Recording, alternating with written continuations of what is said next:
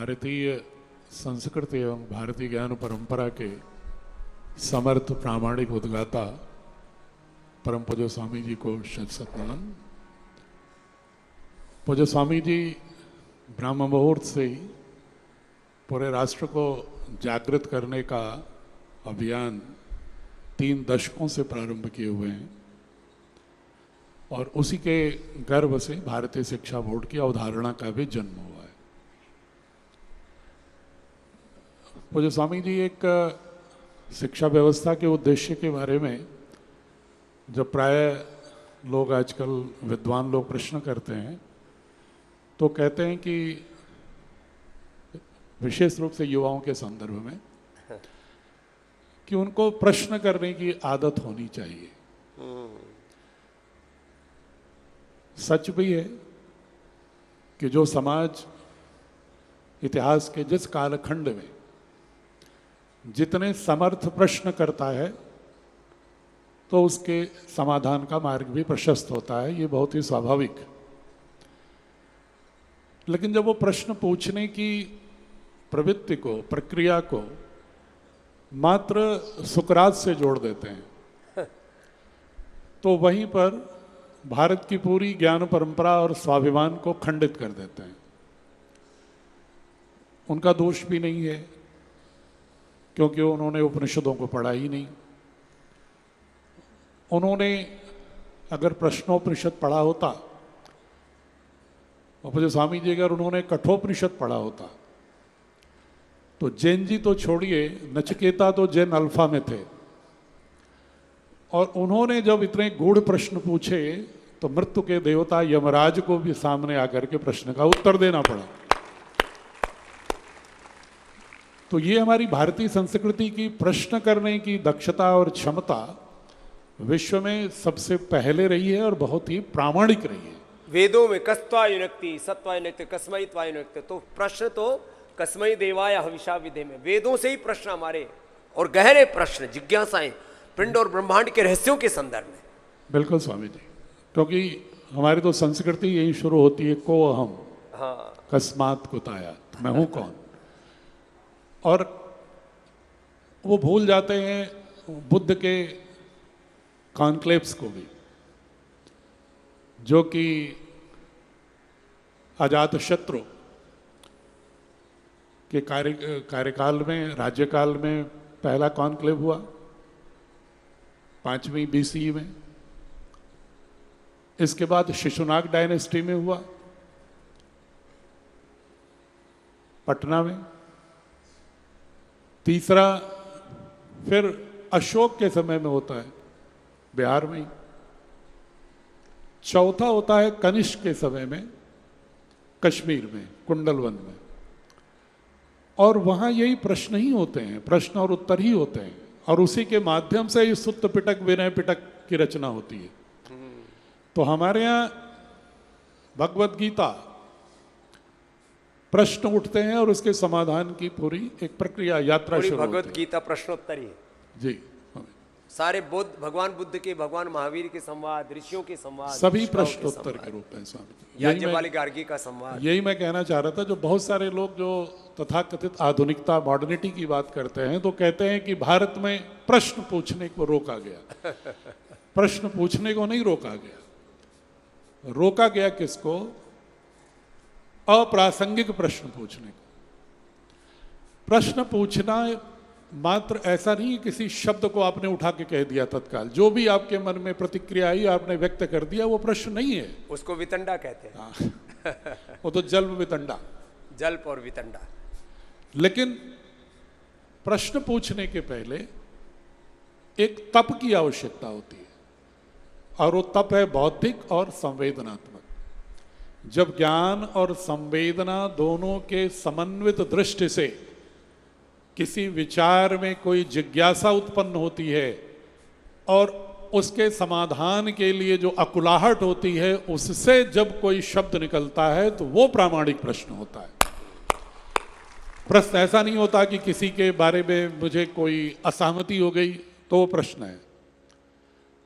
प्रश्न से ही ज्ञान सृजन की प्रक्रिया का उद्भव होता है।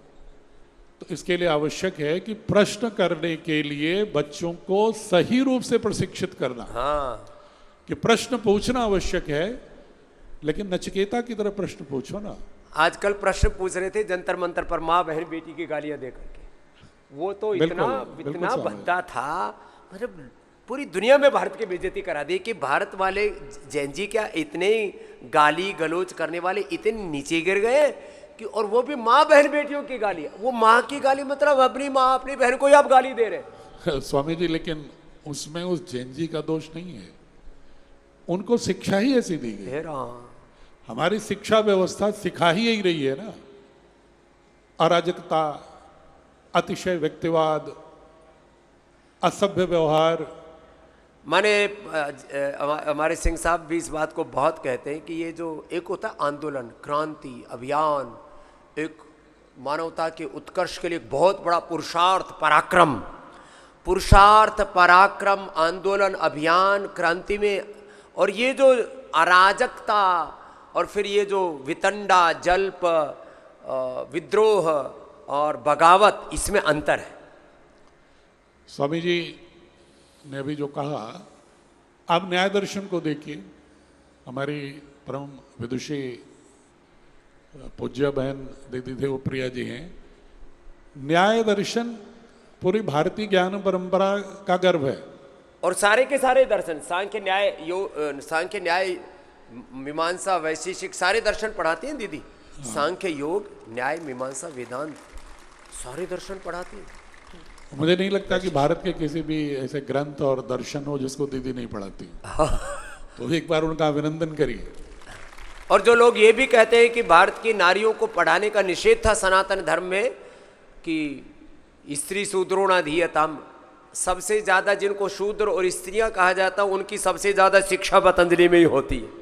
उन यूरोपीय जो साजिश थी ये बताने के लिए कि भारत की ज्ञान परंपरा में स्त्रियों को शिक्षा का अधिकार नहीं था, उसको तो 19वीं शताब्दी में ही महर्षि दयानंद ने पुरजोर रूप से तमाचा मार दिया था उनके ऊपर, ये व्यर्थ की बातें हैं। और उसका व्यवहारिक स्वरूप पतंजलि में देख सकते हैं। और उसका जो मैं आगे यही कहने जा रहा था कि 21वीं सदी में आप उसका एक वृहत अगर विग्रह स्वरूप देखना हो तो आइए इस तीर्थ पतंजलि योगपीठ में। तो मैं स्वामी जी शिक्षा के उद्देश्य की बात कर रहा था, तो जी, शिक्षा का उद्देश्य तो होता ही है प्रश्न करना, लेकिन अगर प्रश्न मात्र भावनाओं पर आधारित हो तो अंधा प्रश्न होता है, अगर उसमें ज्ञान नहीं है तो। और सिर्फ बौद्धिक प्रश्न है, उसमें संवेदना नहीं है तो लंगड़ा प्रश्न होता है। इसलिए अंधे और लंगड़े प्रश्नों से लोगों को, युवाओं के अच्छा, हम तो मानस ये को समझते थे हटाना। आदमी अंधा, लंगड़ा और लूला होता है, अंधे, लंगड़े, लूले प्रश्न भी होते हैं, शब्द भी होते हैं स्वामी। शब्द भी अंधे। जिसको आप अराजक कह रहे थे वो लंगड़े और अंधे ही शब्द तो हैं। जब शब्द पाणिनि व्याकरण के, आप लोग तो बहुत ही निष्णात विद्वान हैं स्वामी जी, मैं तो थोड़ा बहुत जो पढ़ा हूँ, कि स्वाभाविक रूप से क्या है, जब आप किसी भी, आपका जो चेतना है उसका जब ज्ञान तत्व से मिश्रण होता है तो अंदर से व्यक्त करने की आकांक्षा होती है, तो फिर परापश्यंती, मध्यमा और वैखरी के माध्यम से बातें आती। तो इसका मतलब ये हुआ कि जो प्रश्न है उसको उठाने के लिए शब्द चाहिए, और शब्द उठने से पहले ज्ञान की भट्ठी में पूरा तपा हुआ होना चाहिए। और ज्ञान का मतलब मात्र बौद्धिक विश्लेषण नहीं होता, ज्ञान का मतलब बौद्धिक विश्लेषण के साथ साथ संवेदना का पुट भी होना चाहिए, तभी वो समर्थ प्रश्न होता है। तो भारतीय शिक्षा बोर्ड इस प्रकार की जिज्ञासा और प्रश्नों को उठाने की दक्षता विकसित करने के लिए बाल वाटिका से लेकर के 12वीं तक पूरी पुरजोर पुरुषार्थ कर रहा है। बहुत सारे लोग ये कहते हैं ना कि भारतीय, इसी बात को कहकर के दीदी लोग हतोत्साहित करने लगते हैं कि भारतीय ज्ञान परंपरा अगर कोई भारतीय शिक्षा बोर्ड पढ़ा रहा है तो इसका मतलब है वो प्रश्नों को हतोत्साहित करना पड़ेगा। तो प्रश्नों को हतोत्साहित नहीं करना है, क्योंकि अगर हम प्रश्न उठाना बंद कर देंगे तो ज्ञान सृजन की यात्रा बंद हो जाएगी, इतिहास अवरुद्ध हो जाएगा और उसमें हम किसी आगे बढ़ने की संभावना को ही रोक देंगे। इसलिए प्रश्न तो पूछना ही है, प्रश्न से ही ज्ञान की यात्रा और शोध की यात्रा का प्रारंभ होता है। और इसीलिए जब हम संस्कार की बात कहते हैं तो उस पर भी बहुत सारे लोग सवाल उठाते हैं कि भारतीय ज्ञान परंपरा में, अब भारतीय शिक्षा बोर्ड में संस्कार की बात कह रहे हैं तो किस संस्कार की बात कर रहे हैं। फिर वो संस्कारों की जो बात उठती है तो शास्त्रीय रूप से तो बहुत सारे हमारे ऋषियों ने संस्कारों की बात की है, लेकिन अगर उनको हम 21वीं सदी के संदर्भ में अगर व्याख्यायित करते हैं कि संस्कार क्या है, तो स्वाभाविक है कि सबसे पहला संस्कार तो यही है कि उस व्यक्ति को अपने स्व का बोध हो। मैं हूं कौन? क्या मैं नितांत एक शरीर का ढांचा हूं? क्या मैं शरीर के जो बायोलॉजिकल ऑर्गन्स हैं उनकी प्रतिक्रिया हूं, अंतः क्रिया का परिणाम हूं? मैं मात्र इंद्रियां हूं? मैं मात्र इंद्रियों से प्राप्त सूचनाओं का संग्रह हूं, या इंद्रियों से प्राप्त सूचनाओं का संग्रहण और प्रसंस्करण, प्रोसेसिंग करके उसको एक ज्ञान तत्व में परिवर्तित करने की दक्षता का एल्गोरिदम हमारे अंदर है? या हम पूरे ब्रह्मांड के सभी भौतिक और आध्यात्मिक, नेचुरल और स्पिरिचुअल, मतलब मैटर और स्पिरिट, पदार्थ और ऊर्जा, उसके साथ पूर्णतः एकात्म भाव हो? यह अंतर हो जाता है स्व की व्याख्या करने में। और पहला संस्कार भारत का यही रहा है कि आप अपने को नितांत निज तक सीमित मत करो, क्योंकि तुम्हारी शरीर में भी पर्यावरण के, वातावरण के, ब्रह्मांड के सभी भौतिक पदार्थों और ऊर्जा का एक बहुत अच्छा संघात है, और मूलतः ऊर्जा का ही संघात है। जिस दिन ये अनुभूति हो जाएगी तो संस्कार कृतज्ञता का स्वतः उत्पन्न हो जाएगा। फिर आपकी प्रकृति के प्रति कृतज्ञता, नदियों के उसके जो घटक हैं, नदियों के प्रति कृतज्ञता, पर्वतों के प्रति कृतज्ञता, वृक्षों के प्रति कृतज्ञता, आकाश के प्रति कृतज्ञता, ग्रहों के प्रति कृतज्ञता, सबके प्रति कृतज्ञता होने लगती है, ग्रेटफुलनेस। और अपने परिवार के प्रति, अपने समाज के प्रति, अपने राष्ट्र के प्रति, अपनी वैश्विक दृष्टि के प्रति, और साथ ही अपने प्रति भी, अपनी शरीर के प्रति भी, अपने अस्तित्व के प्रति भी। जब अपने अस्तित्व को सर्वांग रूप से व्याख्या करते हैं तो उसके सारे घटकों का संरक्षण और संवर्धन करने का बोध हमारे अंदर पैदा हो जाता है। ये सबसे बड़ा संस्कार है। फिर हम नारी का भी सम्मान करते हैं, प्रकृति का भी सम्मान करते हैं, सामाजिक मूल्यों का भी सम्मान करते हैं, परिवार का भी सम्मान करते हैं, स्वयं की शरीर और स्वयं की ऊर्जा का भी सम्मान करते हैं, राष्ट्र का भी सम्मान करते हैं। तो सम्मान की परंपरा वहीं से प्रारंभ होती है कि आप अपने को किस रूप में परिभाषित करते हो, अपने को किस रूप में देखते हो, जिसको हमारे उपनिषदों ने कहा आत्मबोध। अगर आत्मबोध नहीं है तो बाह्य बोध खंडित होगा, समग्र नहीं होगा। तो भारतीय शिक्षा बोर्ड उस संस्कार की बात कर रहा है कि जिसमें एक बहुत बड़े प्रकांड विद्वान और सड़कों पर सफाई करने वाले वाल्मीकि में एक ही ईश तत्व दिखता हो, ऐसा बोध जिस दिन हो तो वह सही आत्मबोध है।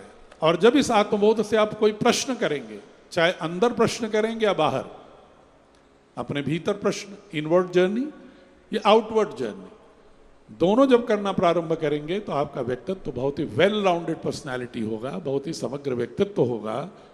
ये हमारे भारतीय ज्ञान परंपरा का संस्कार है। यह संस्कार का अर्थ मात्र ये नहीं है कि आपने यज्ञ कर लिया या अपने मंदिरों में दर्शन कर लिया। ये उस संस्कार की पूर्ति का एक माध्यम है।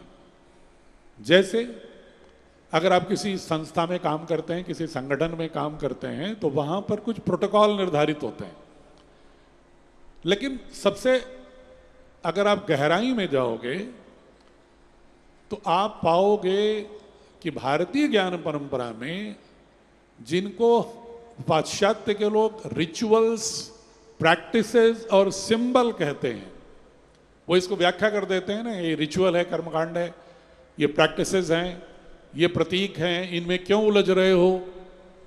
ये सब सवाल उठा करके वो हमारी कभी कभी पूरी की पूरी परंपरा पर भी प्रहार कर देते हैं। लेकिन उनसे कोई पूछे कि तुम्हारे यहां जो रिलीजन है वो एक फेथ, बिना तर्क के, बिना ज्ञान के विश्वास करने की जो एक पद्धति उत्पन्न हुई थी सेमाइट दर्शन में, जिसका अंग है जुडोइज्म, क्रिश्चियनिटी और इस्लाम, फेथ बेस्ड, बिलीव बेस्ड, सिर्फ विश्वास करो, फेथ करो, कहीं तर्क नहीं है, कोई तर्क मत करो, सिर्फ विश्वास करो। सिर्फ विश्वास को ढोने का जो वाहन है वो कर्मकांड हो सकता है, रिचुअल हो सकता है। लेकिन भारतीय ज्ञान परंपरा में यदि यज्ञ की परंपरा थी तो ये परंपरा, अगर आप उसके पीछे के बौद्धिक उद्देश्य को समझेंगे, उसकी दार्शनिक पक्ष को समझेंगे, तो उसी तरह से है। आप में से बहुत सारे लोग यहाँ सामने बैठे हुए हमारी मातृशक्ति शिक्षिकाएं होंगी, या माता के रूप में तो शिक्षक होती ही हैं।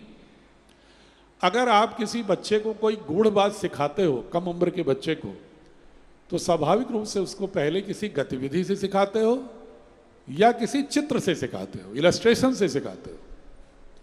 तो इसलिए हमारी संस्कृति में खगोल विज्ञान को, और जो थोड़ी देर पहले मैं चर्चा कर रहा था कि पूरे ब्रह्मांडीय घटकों के साथ एकात्म भाव होकर के आत्मबोध जागृत करने की जो प्रवृत्ति और दर्शन था, उस दर्शन के साथ जुड़ने के लिए यज्ञ एक पहला, एक गतिविधि आधारित इलस्ट्रेशन बेस्ड पेडागॉजी, शिक्षण पद्धति थी उस दर्शन को गहराई से समझाने के लिए।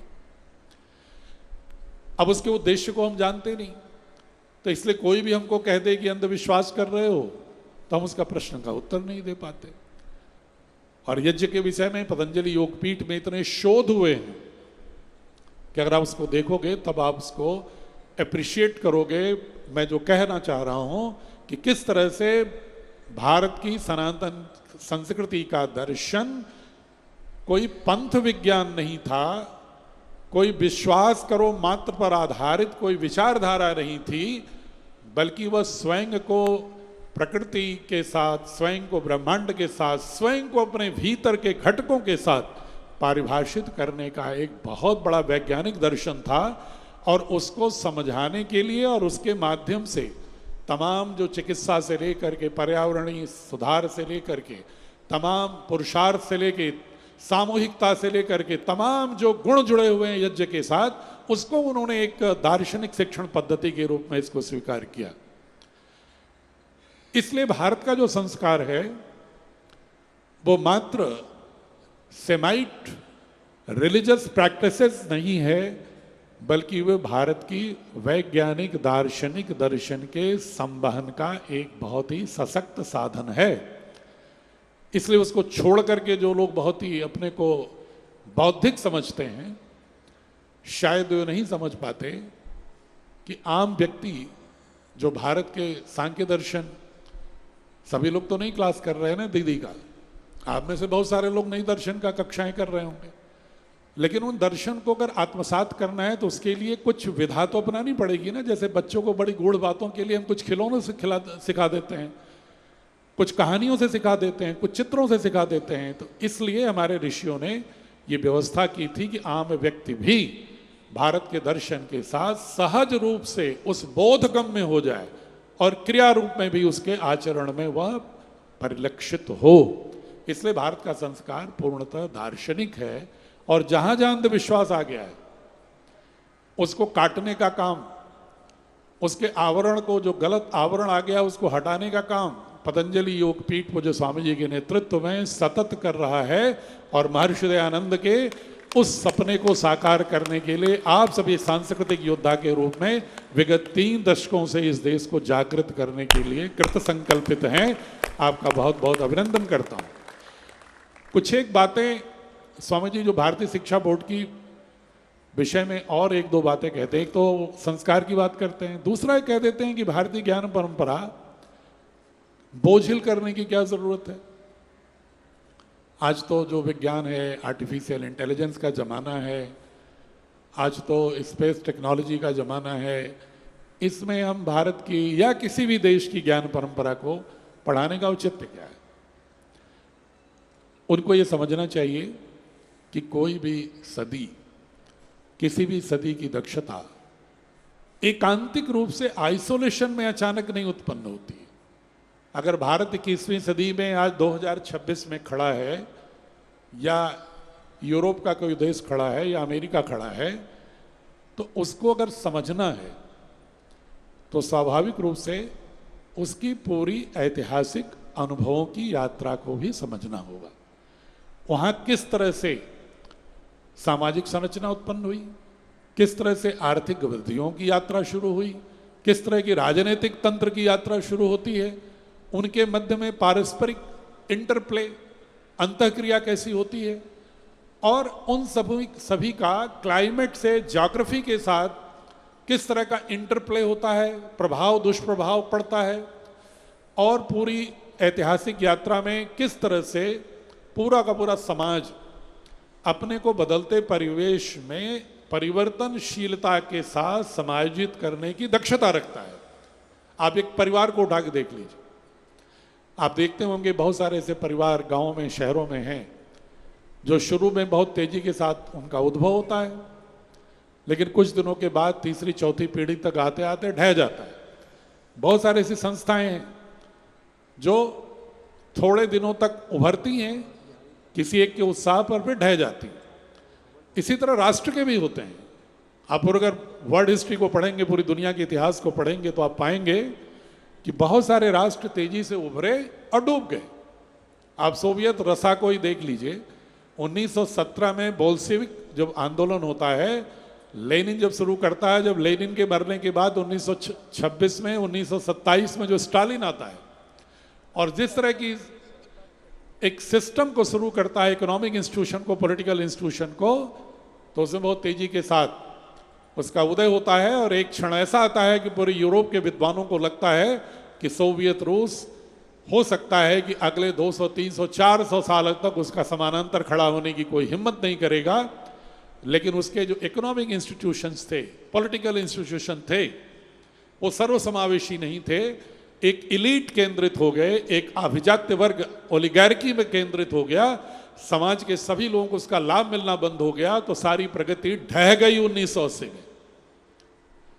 और उसके सामने जो दूसरे तमाम देश थे, जर्मनी, जापान, वो सर उठा करके आगे बढ़ गए, और अमेरिका तो बहुत तेजी से आगे बढ़ के यूनिपोलर की ओर बढ़ गया।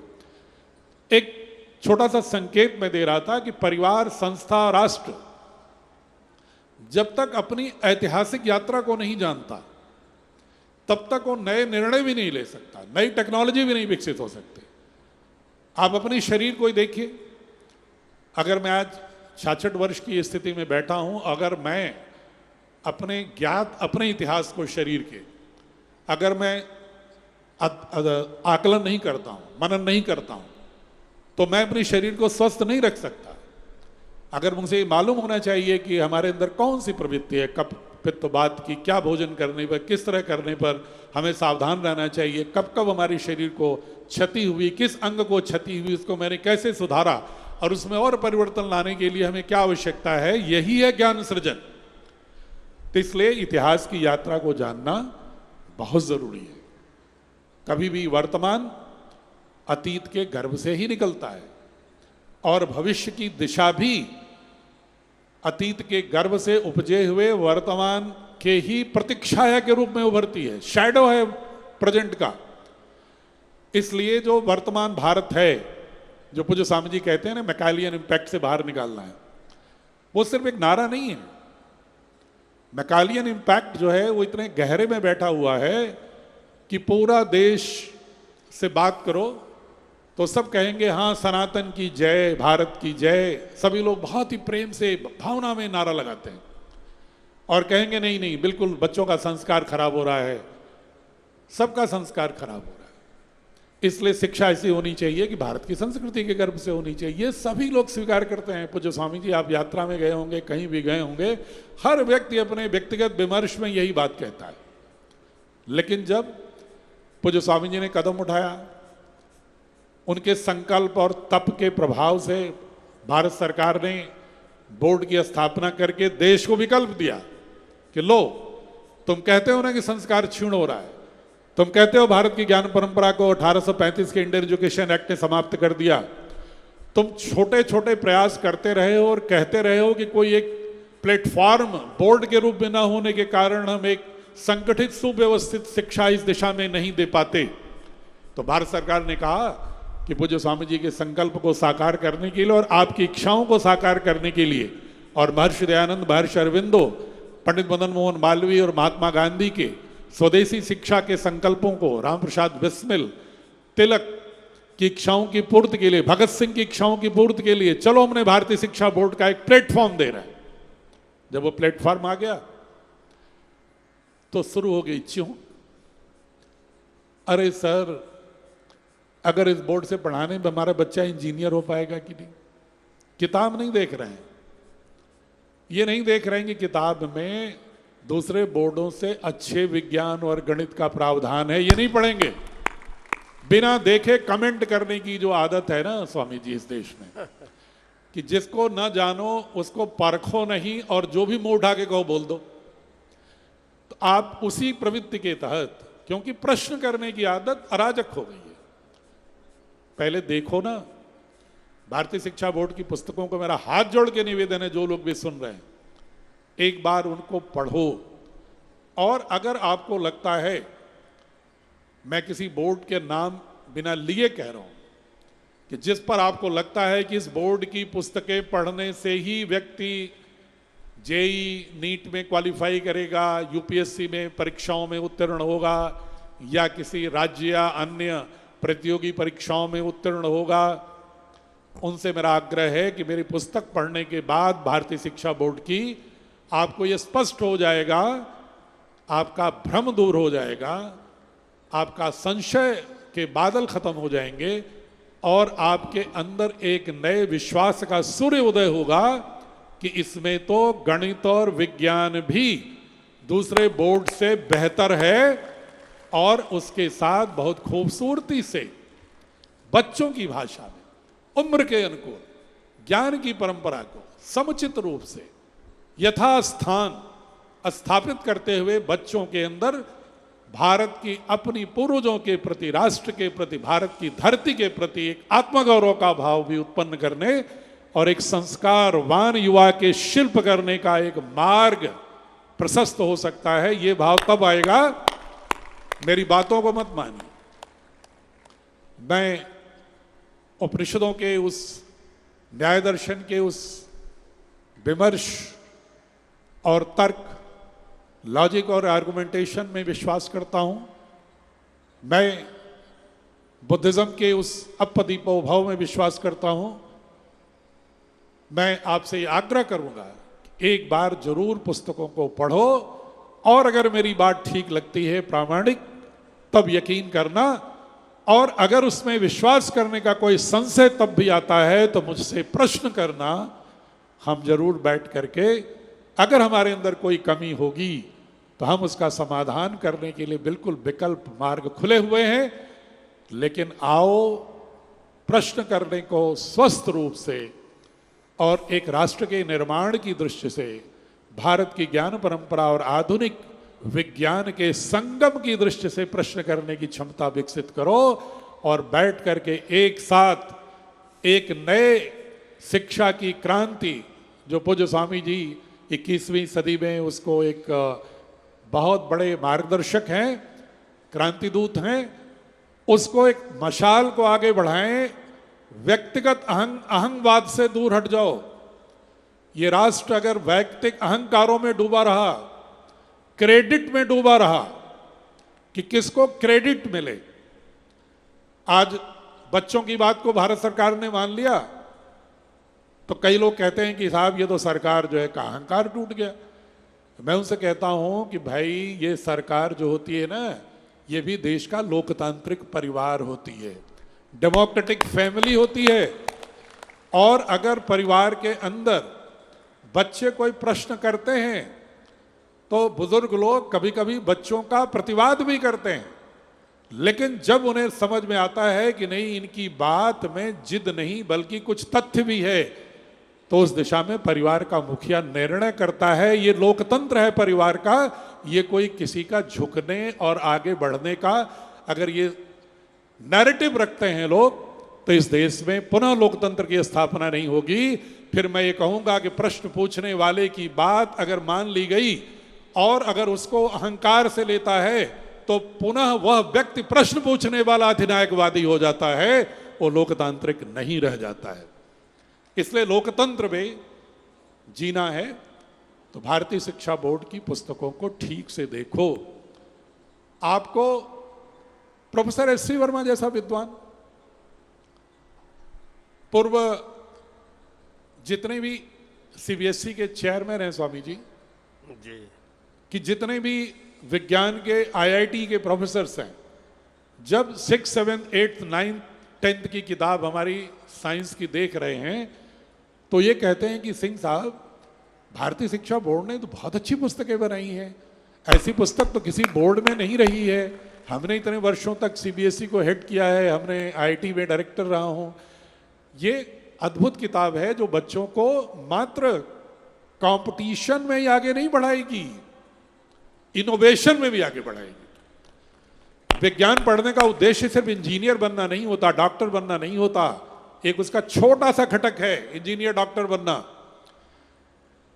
जब इंजीनियर डॉक्टर होते हुए भी या इंजीनियर डॉक्टर न होते हुए भी, दोनों संदर्भों में अगर बच्चे के अंदर विज्ञान प्रत्येक श्वास में जीने लगता है, तभी वो नए नए इनोवेशंस करता है, शोध करता है, टेक्नोलॉजी बनाता है, ज्ञान सृजन करता है। और इतिहास का निर्माण टेक्नोलॉजिकल डेवलपमेंट से होता है, नौकरी से नहीं होता। अगर आपको मैंने ऐसा विज्ञान पढ़ा दिया और भारत की ज्ञान परंपरा नहीं पढ़ाई, आपके अंदर लोकतांत्रिक भावना नहीं पैदा की, आपके अंदर जज्बा नहीं पैदा किया शोध करने का, तो इंजीनियर बन करके आप नई टेक्नोलॉजी को अपनाने का और उसको इजाद करने का, अस्तित्व में लाने का आपके अंदर बोध ही नहीं होगा। तो घिसे पिटी टेक्नोलॉजी को जो देश नकल करता रहेगा, वो राष्ट्र के आगे बढ़ेगा। हम ये प्रतीक्षा करते रहें कि हम इंजीनियर होकर जो चाइना की टेक्नोलॉजी आएगी, जो अमेरिका की टेक्नोलॉजी आएगी, उसी को फॉलो करते रहेंगे। तो जब तक हम फॉलो करना सीखेंगे, तब तक वो 10 कदम आगे बढ़ चुके रहेंगे, हम कभी भी पीछा नहीं कर पाए, हम लंगड़ाते रहेंगे। इसलिए हमको विज्ञान भी इस रूप में पढ़ाना है कि बच्चा वैज्ञानिक हो। पता होगा आपको, एक लाइन में इतिहास बता रहा हूं इंग्लैंड का। अगर 17वीं शताब्दी के अंत में 1688 में ग्लोरियस रिवॉल्यूशन नहीं हुआ होता ब्रिटेन में, जिसमें पूर्ण लोकतंत्र नहीं लेकिन अपेक्षाकृत लोकतंत्र आने लगा था, और उसका परिणाम यह हुआ कि शोध करने की होड़ लग गई इंग्लैंड में। न्यूटन पैदा हो गया फिजिक्स में, आर्कराइट पैदा हो गया स्टीम लोकोमोटिव में, जेम्स वाट पैदा हो गया स्टीम इंजन बनाने में। और जब ये शोध शुरू होते हैं तो ब्रिटेन में दुनिया का पहला इंडस्ट्रियल रिवॉल्यूशन होता है, और उसके अंदर इतनी क्षमता हो जाती है कि उसके पहले के साम्राज्यवादी स्पेन, जिसका लैटिन अमेरिका पर पूरा कब्जा था, ब्रिटेन वहां भी घुस जाता है और दुनिया के 2/3 देशों को कॉलोनी बना लेता है। परिणाम सिर्फ था टेक्नोलॉजी का विकास। हम मुगलों से क्यों हारे? ऐसा नहीं था कि हमारे अंदर शौर्य नहीं था, लेकिन हमारे पास तोपें नहीं थी, बारूद नहीं था।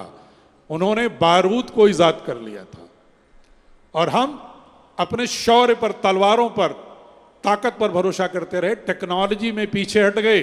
हमारे बहादुर राणा सांगा से लेकर के सारे लोग, राणा प्रताप तक, उनसे सैकड़ों हजारों गुना उत्साही और शौर्यवान थे। टेक्नोलॉजी, शिवाजी अगर रह रह के कभी परास्त होते थे, गुरिल्ला वार उनको इसलिए करना पड़ता था, सामने नहीं जा पाते थे क्योंकि टेक्नोलॉजी में आगे थे वो। लेकिन शिवाजी ने जब नेवी के विकास करने की बात शुरू की, सातवाहनों की परंपरा को आगे बढ़ाया। स्वामी जी, जब मौर्य काल में, सातवाहनों के काल में नौका पूरी दुनिया में, जो इस नौके के आधार पर स्पेन और ब्रिटेन, बाद में अमेरिका और पूरी दुनिया पर कॉलोनी बनाता है, उस टेक्नोलॉजी का विकास मौर्यकाल चोल साम्राज्य में भारत में सबसे पहले हुआ है, पूरी दुनिया मानती है। लेकिन शिवाजी महाराज तक ने उसको आगे बढ़ाने की कोशिश की, पल्लवों ने आगे बढ़ाने की कोशिश की। जब पल्लवों ने उसको आगे बढ़ाने की कोशिश की थी 8वीं सदी में, तो हम Colombia, Malaysia, Indonesia, Thailand, Vietnam, South China में खमेर साम्राज्य को 600 वर्षों तक सनातन राज करता रहा है साउथ ईस्ट एशिया पर। टेक्नोलॉजी, टेक्नोलॉजी, मैं बार बार इस शब्द को कह रहा हूं, भारतीय शिक्षा बोर्ड का उद्देश्य है ideology and technology. Ideology Bharat के सनातन के गर्भ से, और बार बार मैं कहता हूं कि सनातन कोई रिलीजन नहीं है।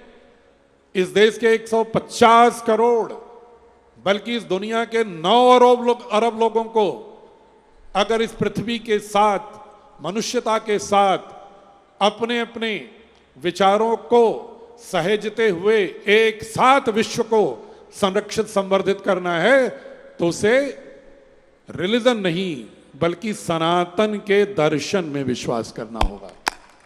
और ये दुनिया के विल डुरांट से लेके आर्ने रहेसे तक सारे फिलोसफर 21वीं सदी के इस बात को बार बार कह रहे हैं कि दुनिया को बचाना है तो भारत के दर्शन को देखो। और हम उस दर्शन को लेकर अगर भारतीय शिक्षा बोर्ड की किताबों में आते हैं तो बहुत धीरे से कान में आके वर्कशॉप में मुझसे पूछते हैं, तो मैं पता नहीं यहाँ कोई बनारस का बैठा है कि नहीं, बनारस के लोग भी पूछते धीरे से कान में हमारे, पूछेंगे भैया ये लड़कवा हमार ये पढ़ने के बाद तोहरे की नहीं IAS हो पाई कि ना हो पाई, इंजीनियर हो पाई कि ना हो पाई, डॉक्टर हो पाई कि ना हो पाई। हम ये थोड़ा करजवा में ना थोड़ा थोड़ा शंका लगत बा। तो हमके शंका इसलिए लगता है कि तुम 190 वर्षों में ना शंकालु होने की प्रवृत्ति ही मैकाले शिक्षा ने दे दी है। भारत के प्रति विश्वास ही नहीं तुम्हारे मन में, तुम्हें बताया ही नहीं गया कि भारत के विद्वानों के बारे में। तो ये भारतीय शिक्षा बोर्ड के बारे में क्लियर कर रहा हूं कि आप बहनें जो इस सारी प्रबुद्ध हैं और जो लोग मुझे सुन रहे हो, स्वामी जी के इस शिविर में करोड़ों लोग सुनते हैं, उनसे मेरा बहुत ही विनम्र हाथ जोड़ के निवेदन है कि भारत को जानने का मतलब अंधविश्वास नहीं है, क्योंकि 190 वर्षों में भारतीय शिक्षा पद्धति में मैकालियन एजुकेशन ने इसी तरह का भाव डाल दिया कि जो भी प्रगतिशील है वो यूरोप का है, भारत का जो भी अंधविश्वास है, भारत की सही समझ ही विकसित नहीं की गई, भारत को सही जानने की शक्ति ही विकसित नहीं की गई, सामर्थ्य विकसित नहीं किया गया। उस भारत को सही रूप में बच्चों के एल्गोरिदम में सॉफ्टवेयर का अंग बनाने के लिए भारतीय शिक्षा बोर्ड भारतीय ज्ञान परंपरा की बात कर रही है, किसी अंधविश्वास को पढ़ाने के लिए नहीं। और साथ ही टेक्नोलॉजी को और आइडियोलॉजी को केंद्र में रख करके बच्चों का मानस गढ़ना। हम चाहते हैं इस देश में वैज्ञानिक हों, इस देश में आर्यभट्ट पैदा हों, बारहमीर हों, भास्कराचार्य हों, पुनः 21वीं सदी के भास्कराचार्य हों, 21वीं सदी का बारहमीर हो, 21वीं सदी का रामानुजन हो, अगर 21वीं सदी का कणाद हो, 21वीं सदी का महर्षि गौतम हो, 21वीं सदी के पतंजलि हो। अगर इस रूप में 21वीं सदी में, बार बार इसलिए कह रहा हूं कि आज की जो चुनौतियां हैं वो 2000 साल पहले वो चुनौतियां कम रही होंगी, आज बहुत कॉम्प्लेक्स हैं, संश्लिष्ट हैं, जटिल हैं। उनके संदर्भों में हमें उस भावना को लेते हुए विश्व कल्याण का और वैज्ञानिक दृष्टि से उन महर्षियों को, ऋषियों की भावना को कैसे आगे बढ़ाना है, उसकी दृष्टि को आगे बढ़ाना होगा। एक अंतिम बात 2 मिनट में स्वामी जी, चूंकि मातृशक्ति सामने बैठी है, एक बहुत बड़ा दुर्भाग्य है भारत के संस्कार में आ रहा है कि लोग फेमिनिज्म के नाम पर यूरोप के स्त्रियों को, जो हम बीच में तमाम कालखंड में भारत के अपनी वैदिक और उपनिषद की मान्यता भूल गए थे और स्त्रियों पर अपमान और अत्याचार करने लगे थे, जिसकी आवाज़ महर्षि दयानंद जी ने भी पुरजोर ढंग से 19वीं शताब्दी के उत्तरार्ध में उठाया था।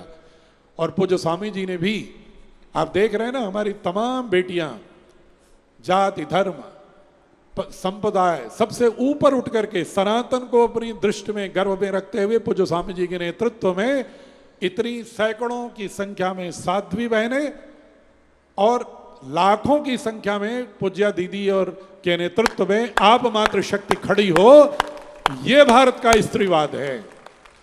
और दुर्भाग्य क्या हुआ, मनुष्य को कैसा होना चाहिए? अगर मैं एक शब्द में कहूं तो शौर्य और करुणा का संगम होना चाहिए। शौर्यशाली भी होना चाहिए, चाहे पुरुष हो या स्त्री, कोई, उसके अंदर शौर्य भी होना चाहिए और करुणा भी होनी चाहिए। शौर्य प्लस करुणा ही आदर्श व्यक्तित्व है। लेकिन अगर शौर्य से करुणा गायब हो गई तो क्रूरता, जैसे करुणा समाप्त होती है शौर्य से क्रूरता आती है। और इस क्रूरता का उदाहरण क्या है, आप देख रहे हो तमाम दुनिया में जितने भी युद्ध हुए हैं, जितने भी आतंक की घटनाएं हो रही या होती रही हैं, सबके कारण यही है कि जो भी शौर्यशाली हुआ, चाहे वो किस रूप में शक्तिशाली हुआ, चाहे वो उसके पास विज्ञान की शक्ति आई रावण की तरह, या भुजाओं में ताकत आई दुर्योधन की तरह, तो उसने तुरंत लोगों को अपमानित प्रताड़ित करना प्रारंभ कर दिया, क्रूरता शुरू कर दी। और जब स्त्रियों में करुणा से शौर्य गायब हो गया तो प्रताड़ना की शिकार हो गई, कमजोर हो गई, कायर हो गई। तो इसलिए अगर पुरुषों को हमें करुणाशील बनाना है, क्योंकि पुरुष पर्याय हो गया है क्रूरता का, फिल्मों से लेकर के, कहानियों से लेके, युद्धों से लेके, आतंक से लेके 99.99% पुरुष ही आपको ऐसे दिखते हैं क्रूरता के परिचय करो। 0.1%, 0.001% कहीं कहीं कुछ ऐसी बेटियों द्वारा जब हरकतें हो जाती हैं गलत, तो लोग इतना ट्रोल करते हैं सोशल मीडिया पर कि जैसे पूरा स्त्री समाज ही क्रूर हो गया है। मैं उनसे ये कहता हूं कि क्रूर नारी नहीं हुई है, उस नारी ने अपनी करुणा को छोड़कर पुरुष का जो शौर्य माइनस करुणा वाला क्रूरता का स्वभाव था, उस पुरुष को अपने एल्गोरिदम में, अपने अंदर हृदय में विराजमान कर लिया है। वह क्रूर पुरुष हत्या कराता है। इसलिए फेमिनिज्म को, महिलाओं, नारी के उत्थान को, नारी के सशक्तिकरण को करुणा और शौर्य का संगम बनाना होगा। यहां भी मैकाले का इंपैक्ट है, पाश्चात्य का इंपैक्ट है कि जहां पर 20वीं सदी के स्वामी जी 1930 तक अमेरिका में भी स्त्रियों को वोटिंग राइट नहीं था, 1930 तक। और नॉर्वे से लेकर के यात्रा शुरू होती है सभी 1920 से लेकर के 1940 के बीच में, जब स्त्रियों को देना शुरू करते हैं वोटिंग राइट यूरोप में। और उनका जो दार्शनिक पिता है अरस्तु कहता है महिलाएं तो आधा पुरुष होती हैं क्षमता में। हीगल कहता है कभी भी इनको राज्य व्यवस्था प्रबंधन का दायित्व मत देना, ये संभाल नहीं सकती। तो और दूसरी ओर हमारी संस्कृति, गार्गी, मैत्रेयी जैसी तमाम वेदों में 27-29 ऋषिकाएं प्रश्न करती थी, उनके सशक्तिकरण के सामने हम जरूर गलत हो गए थे भारत में कि हमने अपने उस वैदिक उपनिषदों के मूल्य को भूल गए थे, समानता के मूल्य को भूल गए थे, मातृदेवो भाव को भूल गए थे। तो उसको हमें अपने आत्मा को जगाने की जरूरत थी, ना कि यूरोपीय फेमिनिज्मवाद को, कि हम पुरुषों की सारी कमियों को अंगीकार करके अपने को सशक्त नहीं करेंगे, बल्कि अपने को शौर्य करुणा के साथ समन्वित करके रानी लक्ष्मीबाई की तरह, मदालसा की तरह बनाने की कोशिश करेंगे, बेलू नचियार की तरह, रुदम्मा की तरह, चिन्नम्मा की तरह बनाने की कोशिश करेंगे, जीजूबाई की तरह कोशिश करेंगे बनाने की, माँ कौशल्या की तरह बनाने की कोशिश करेंगे, माँ यशोदा बनने की कोशिश करेंगे। ये भाव जब भारत में आएगा तभी पूरे यूरोप को भी, ये कहते हैं कि विश्व का गुरु होना, हमें उन्हें सिखाना होगा कि नारी का आंदोलन क्या होता है, नारी की स्वतंत्रता क्या होती है। हमें उन्हें सिखाना होगा कि वास्तव में शौर्य क्या होता है, व्यक्तित्व क्या होता है, विकास क्या होता है। हम प्रकृति को छेड़खानी करके विकास नहीं करते, हम प्रकृति को मां का गर्व मानते हैं। अब ये वार्ता को मैं यहीं विराम की ओर ले जाना चाहता हूं, क्योंकि बहुत सारे ऐसे भारतीय चिकित्सा से पूज्य स्वामी जी के नेतृत्व में जो लोग अपना उद्धार किए हैं, शिक्षा का उद्देश्य समग्र स्वास्थ्य भी होता है, वैचारिक स्वास्थ्य और शारीरिक स्वास्थ्य दोनों ही अस्तित्व को बोध कराना है। Physical identity, biological identity, cultural identity, knowledge identity, social identity, economic identity, political identity, ये सारी आइडेंटिटीज को स्पष्ट करना शिक्षा का उद्देश्य है। उसी की कड़ी में समग्र स्वास्थ्य व्यक्ति को शिक्षा के केंद्र में रखना होगा, तभी जाकर के सशक्त मनुष्य का निर्माण होगा और तभी वो एक जागृत मनुष्य और नागरिक के रूप में देश का, विश्व का कल्याण कर सकेगा। तो बहनों, मेरा अनुरोध है, बेटियों, कि आपकी भूमिका इस राष्ट्र के निर्माण में बहुत आवश्यक है। अगर भारत को बचाना है, विश्व को बचाना है, तो भारतीय शिक्षा बोर्ड की दृश्य से जुड़ो, और जो बोर्ड इस दृश्य से नहीं जुड़ रहे हैं वो जुड़े, और जो विद्यालय नहीं जुड़ रहे हैं उनको एक आंदोलन के रूप में उन्हें कन्विंस करो, समझाओ कि भारत माता की जय तभी पूर्ण होगी भावना जब भारत माता के अनुरूप उसकी स्वदेशी शिक्षा को अपनाओगे। और अगर तुम्हें कहीं कोई कमी दिखती है तो विमर्श करो। हमें कोई हठ नहीं है कि मैं सर्वश्रेष्ठ हूं, विमर्श करो। हम उसमें अपनी दृष्टि के अनुसार, भारत की दृष्टि के अनुसार संशोधन करने के लिए पूज्य स्वामी जी के नेतृत्व में तत्पर हैं।